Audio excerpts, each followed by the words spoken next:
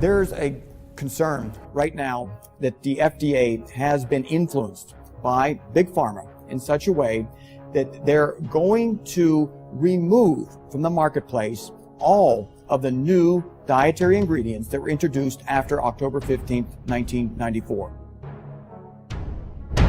They've also tried to institute maximum dose levels so that dietary supplements sold above a certain dose level will only be available by prescription. The FDA uses its power to censor and disallow truthful claims about the value of nutritional supplements. The dietary supplement industry is under siege by the FDA. Drug lobbyists do not want the American public to have access to low-cost, totally safe nutritional supplements that compete with pharmaceuticals.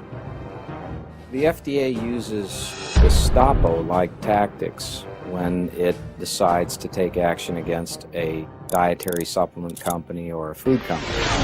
We have 100,000 armed federal agents, many of them working for the Food and Drug Administration, and we see that those agents are engaging in behaviors that are reprehensible. They started walking around, they drew their guns, and I'm like, why are you drawing guns? The raid on Rossum involved no less than 5 government agencies. In the past 3 years, there have been at least 8 government raids across the U.S. involving raw dairy. The U.S. Food Safety and Modernization Act would give the FDA more money to hire agents and begin arresting small organic gardeners, raw dairy farmers, people who provide food to local farmers markets.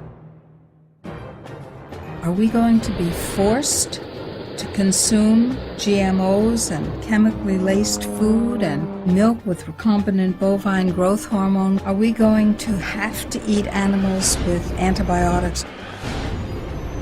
And the answer is you already are.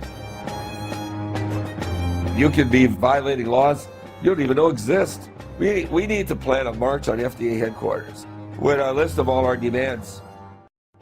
Bureaucrats effectively taking control of the way in which we choose to manage our own health. The FDA is obviously following drug company instructions. And that's really the basic problem that we have here in America. If they implement all the power they already have, we will live in a food fascism world. It's almost guerrilla tactics. It's very threatening and coercive and intimidates. The process is broken and in bad need of repair, and the American public is at risk. The FDA is truly a rogue agency being run by rogues from industry, government, academia. The drugs that are approved in this country are not always approved based on scientific data. They're approved based on who has the right political connection. It's obvious that the Food and Drug Administration should be subjected to a real house cleaning by outraged families who've lost their loved one. There are many drugs that the Food and Drug Administration has approved that are unsafe, at least too unsafe for the FDA's own medical reviewers to agree that they should be on the market. Rather than have confidence that a drug approved by the FDA is safe and effective, we now have to wait for millions of people to take it and to see what kind of reactions they have in the real world. Vioxx has killed at least 60,000 Americans. Increase in heart attack risk was over 500%. And yet the drug company making Vioxx covered that information up. Where there's criminal activity by executives of drug companies, they frequently get away with paying a fine and have no major disruption of their enterprise.